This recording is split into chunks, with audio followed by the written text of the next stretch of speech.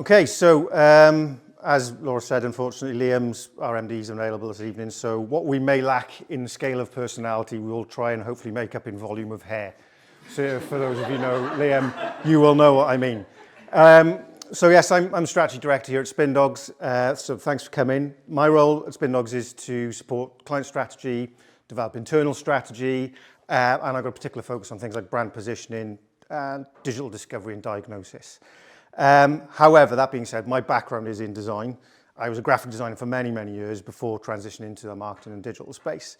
So I definitely feel like I got a foot in both the technical and creative camps. So I can sympathize with your frustrations while also realizing that I probably have contributed to some of said frustrations in the past.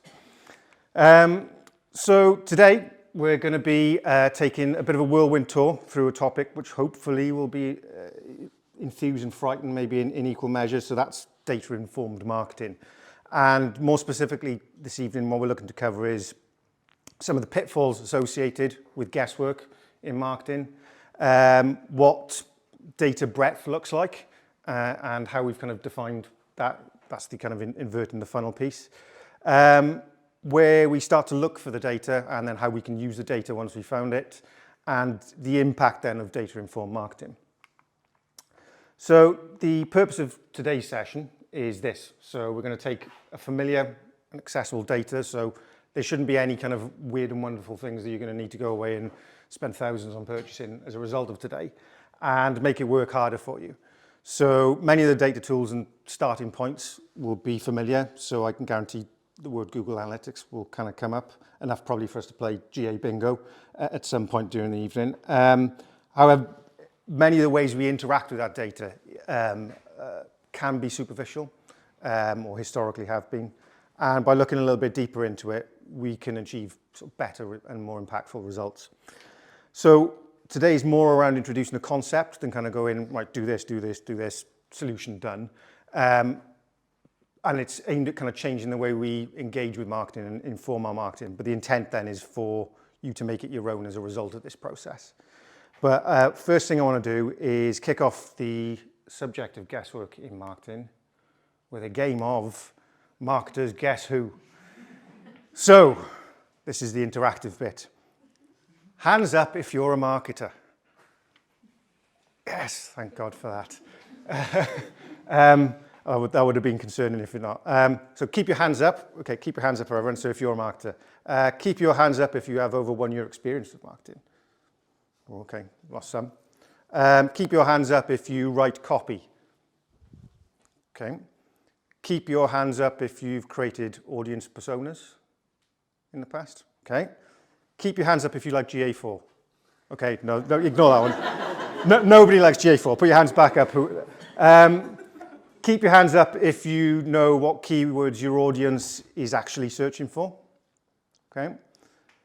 Keep your hands up if you know which pages on your website perform best for those search terms. Keep your hands up if you know what websites you're competing for those search terms. Keep your hands up if you know which pages on your own website compete against themselves for the said search terms. Okay, starting to get a bit narrower now. How many have we got left? Okay. Keep your hands up if you've assigned individual value to each of those pages on your website. Okay. So we had 2 left there, did we? Cool. Prizes for you, Kai. We've got a couple of prizes if you want to hand these out. It's not a 30-minute conversation with Liam. It's actual some travel guess who. But we're going to go again for round 2. So probably kind of less involved this one. So hands up if you've ever run a marketing campaign. Okay, again, thankfully, people have put their hands up for that. Keep your hands up if you run 10 marketing campaigns. Okay, and keep your hands up if that 10th marketing campaign was better than your first marketing campaign. Okay, no prizes this time round. That was more to improve point. So what we're seeing there is that 10th campaign is much more successful for everyone in the room. Why do you think that 10th campaign was more successful than that first campaign? Anyone? Learning? Learning on the way. Yeah. What? Absolutely. So we've upskilled as well, probably during that process. So as well as kind of having extra extra experience, understood your audiences better maybe, probably work with more experienced people, learn from them as you go. So what that does tell us though is that that kind of gets us there in the end. So for a number of reasons, our understanding and experience kind of improves, and that most intangible things, that marketing gut instinct that I'd hope everyone in the room has, becomes much more trustworthy as you apply it. That gut instinct allows you to kind of jump past many of the hoops of guesswork that you'd have perhaps, and then to kind of shortcut to what you know works as a result. So ergo, your 10th campaign is better than your first, hopefully your 20th is better than your 10th, etc. So with that in mind, how many of you have ever gone to your budget holder, whether that's your MD, your FD, your client, and gone, do you know what, can I have a budget for 10 campaigns so I can get the last one right? Anyone done that? No, because that's absolute commercial suicide, and you would absolutely get this response here. But bizarrely, that's often how we approach marketing. So we kind of go, right, okay, sometimes in an agency life, we'll kind of have a conversation with the client, persuade them to kind of go, we can do this thing for you. If you invest in us, we'll refine it, we'll refine it, we'll refine it. And by the time we've kind of gone through a number of iterations, we'll have got there and we'll be successful for you. But it's quite a leap to kind of go, right, pay us now for something that's going to pay off down the line and keep paying us in the meantime. Similarly, how many of you had kind of regular battles or challenges in terms of releasing marketing budget? So those of you in-house or even people who are kind of working with their clients without being challenged on ROI. Show me the ROI, tell me exactly how that's going to pan out to the nth degree, otherwise I'm not going to invest in this. I can see a few people nodding here. That feels like a common experience. So they're not going to give the go-ahead without any cast iron proof guarantees that it's going to work. So it makes it hard to get budget. It makes it harder for you to enact change, and it makes it easier for you to then kind of fall back on what we sometimes refer to as marketing stuff.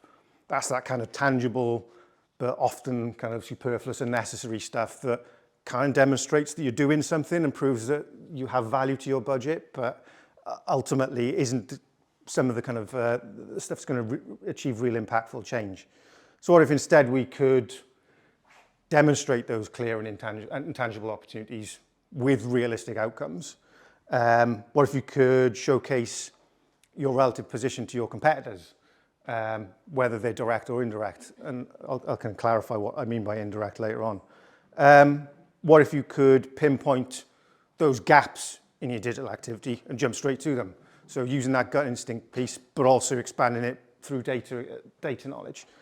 Ultimately, the way we do that is through better data and leveraging it in a different way. We call that approach inverting the funnel. And what we mean by that is that everyone in this room should be aware of what the marketing funnel is, right?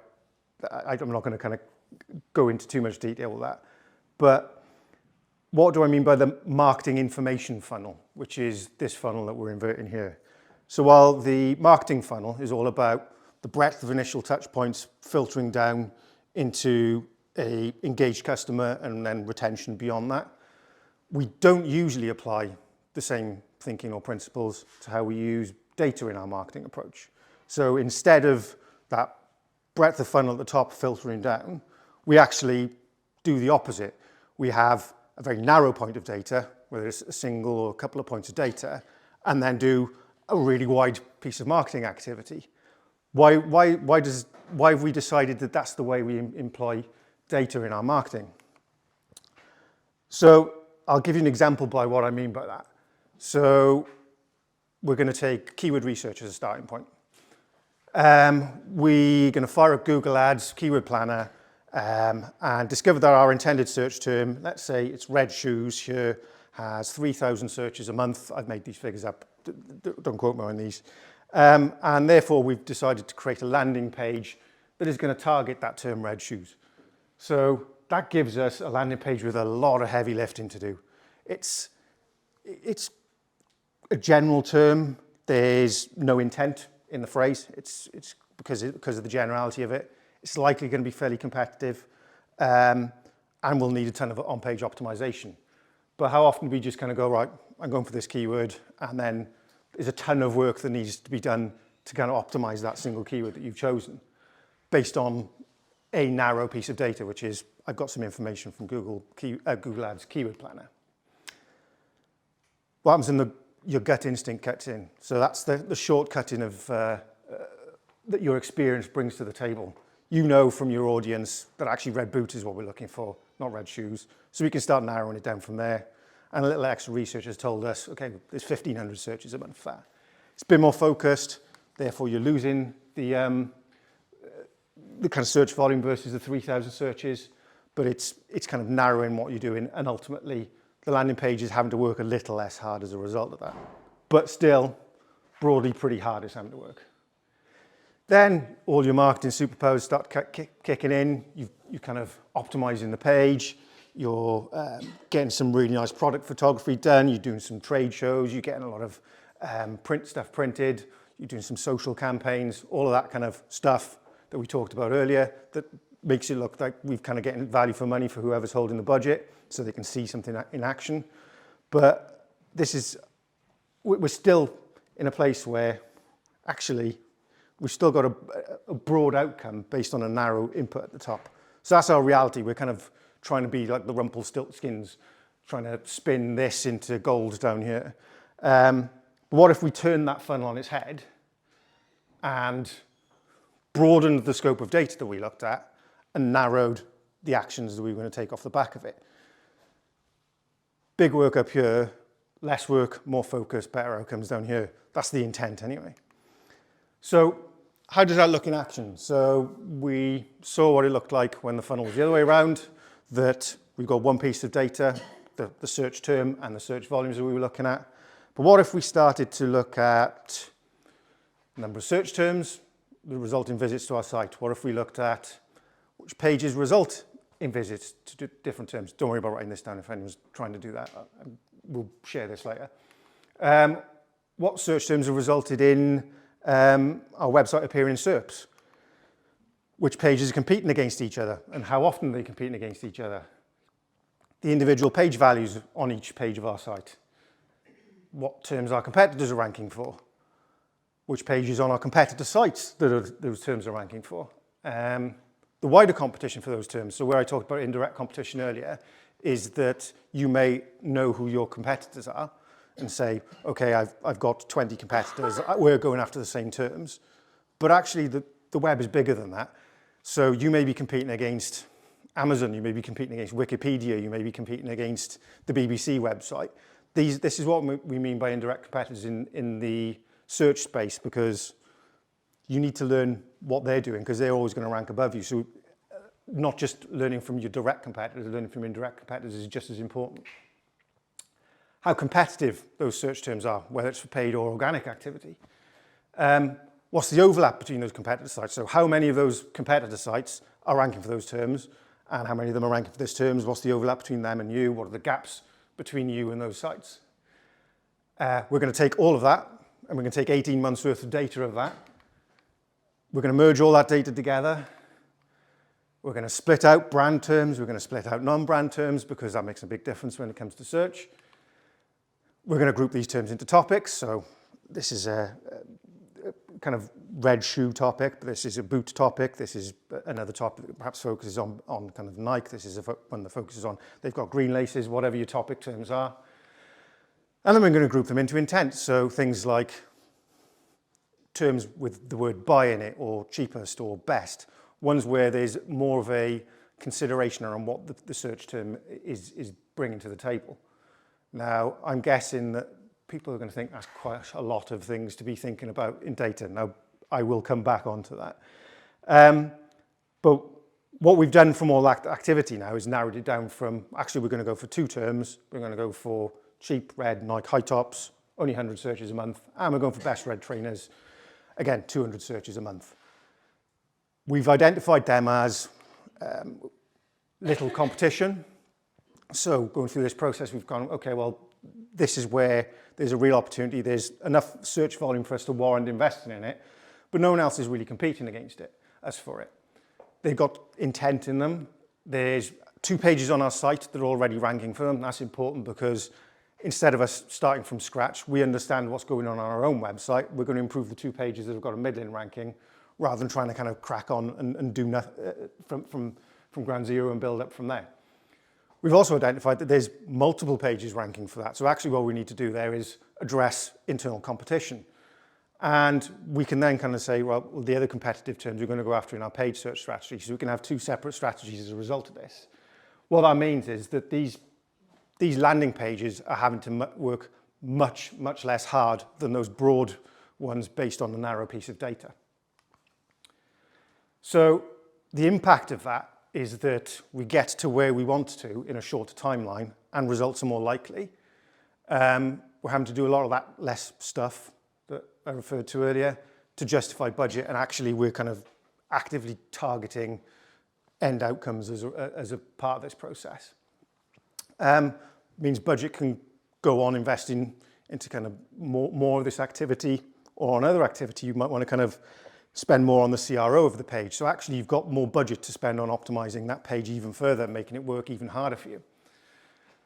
Other tactics are more informed. So we talked about how you're paid. Strategies will be informed by understanding how competitive the organic space is. So we can justify moving budget around, kind of go, well, rather than go in, we're targeting 10 terms here and we're targeting the same 10 terms here. We can split out what we're targeting so we're not cannibalizing our own traffic. And it gets greater buy-in. So if you're able to kind of go to someone and go, do you know what, we're going to do these things and we should get these results as an outcome, gets buy-in from those budget holders and allows you to demonstrate ROI, which all sounds pretty good in theory. And I guess what we're saying, what I'm thinking you're going to say is, great, Dan, thanks. That theory is all well and good, but where do I even start with that? You've just chucked up a load of data points on there. How am I even going to start kind of merging all of those things together? And then when I've got it, how do I use it? And do you know what? We asked ourselves the exact same question some time ago. Everyone knows that data is supposed to be this like holy grail. So why is it that the value we were kind of extracting from it fairly limited? It felt like, okay, well, analytics, great. What have you learned from it? I know how many people have gone on this page. Brilliant. Okay, what are you going to do with that? So what did we do as a result of that? Did we kind of look at expensive subscriptions to data trend websites? Nope. Did we look at equally expensive demographic profiling software? Nope. And just to clarify, there's nothing, we haven't got any problems with those. We absolutely see value in them and have used them in the past. But what we did is we realized we've already got that data. You guys have already got that data. So we've got Google Analytics, bingo for anyone else who was kind of spotting that from earlier, which helps us understand on-site behaviors and website performance. We've got Google Search Console. That helps us to understand how the site's being ranked and which pages are being ranked for those terms. We've got access to Google search results. So we know about the competitors that we didn't even know we had. We've got access to Google Ads. So we know how competitive the paid space can be and what search volumes are out there. We have SEMrush. Some of you may use Moz, Ahrefs, or something similar. So that helps us understand how our competitors are performing. And we've also got our own understanding of the client. So what targets, subjects are important to them. And this can have greater depth when you kind of introduce CRM into the mix as well, all of which is kind of readily available. So none of that should be out of the realms of possibility or a huge surprise to people. But what we realized, and maybe this is what you guys are experiencing too, is that we were relying on each of these independently. We kind of go and find something out in Google Analytics. We kind of go, great, we can find out how many conversions we've got. Brilliant, that's kind of maybe good for justifying our budgets or kind of saying which pages are the ones that are driving that, maybe some attribution. Prior to GA4, much more difficult now. Look at SEMrush, we could perhaps track 10 competitors. That'd be really good to find out what 10 competitors are going on, what's going on in the space.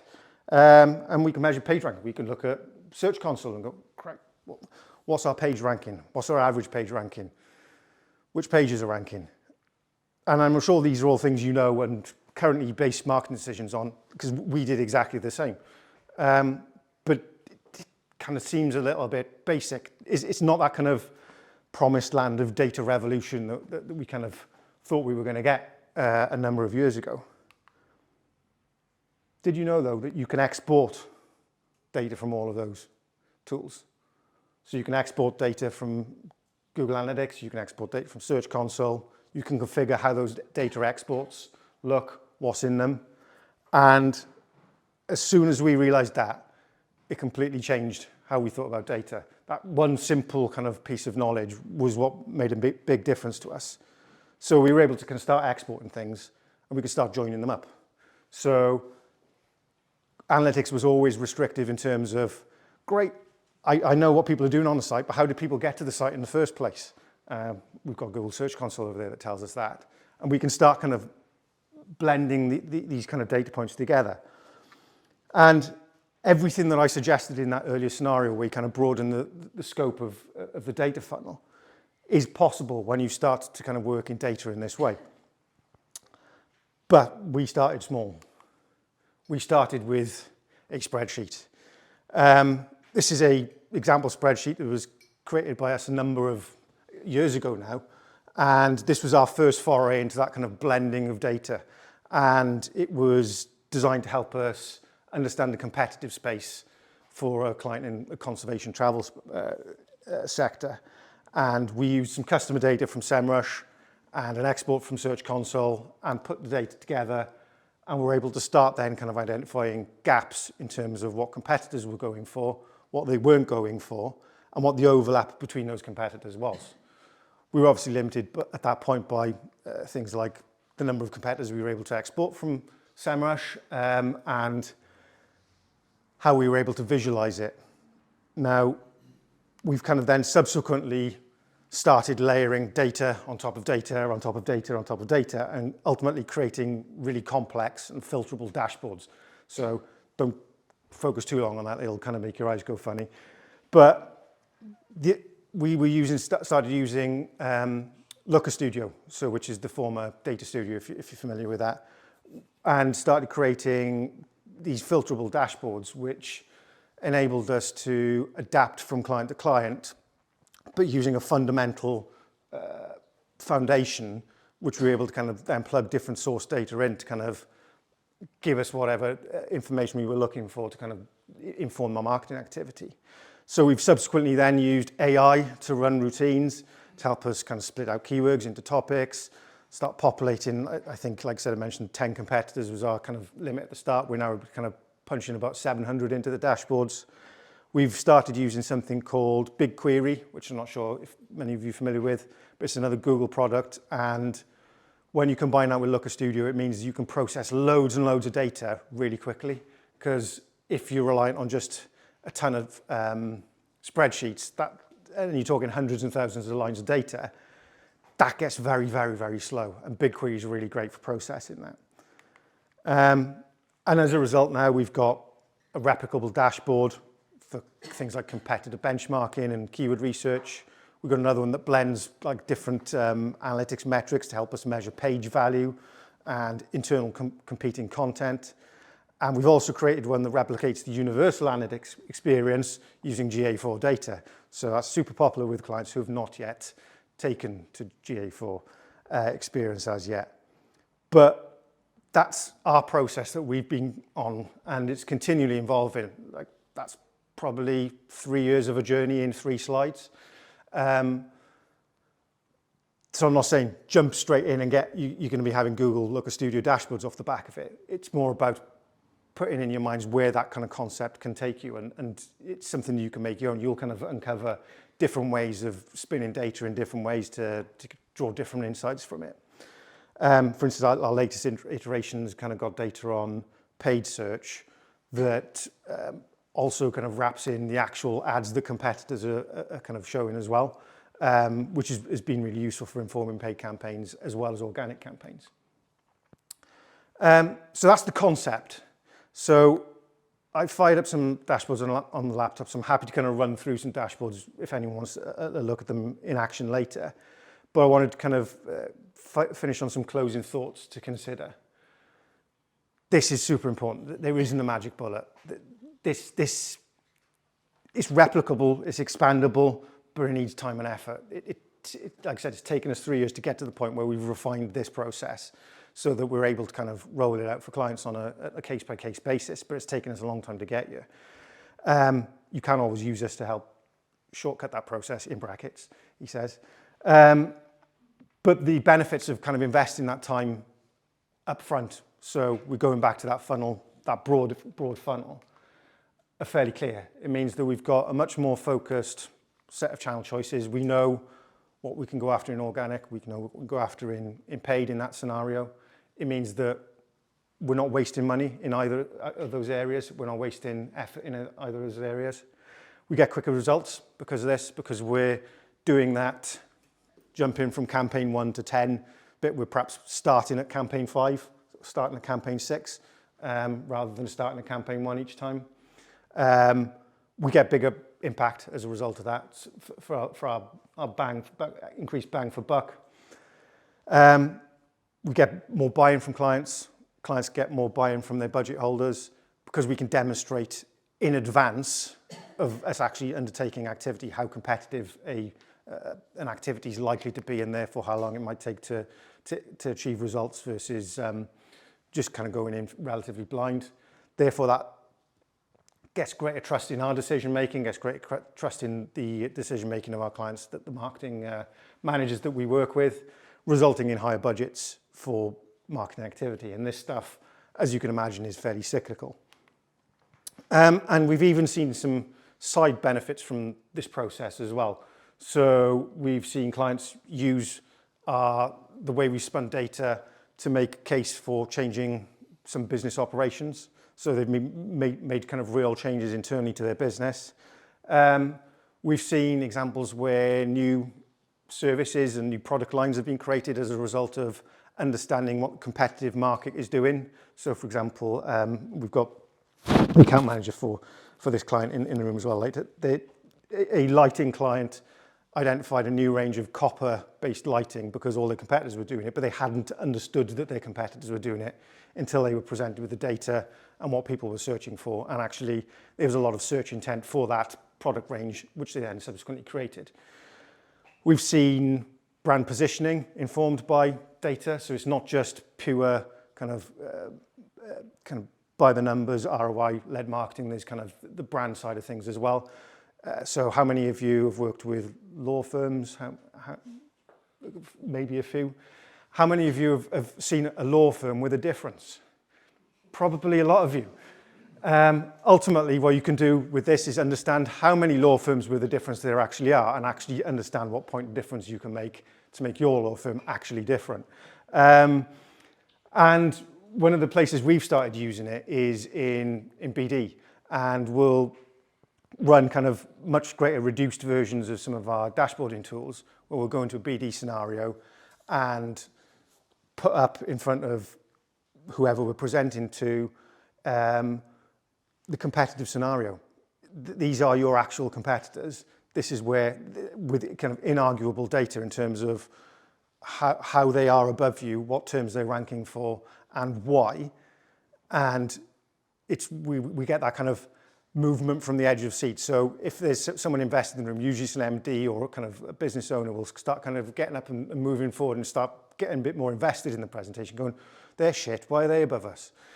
And it immediately gets you into the conversation with them to start kind of going, well, you need to do X, Y, and Z because they're doing this, this, and this.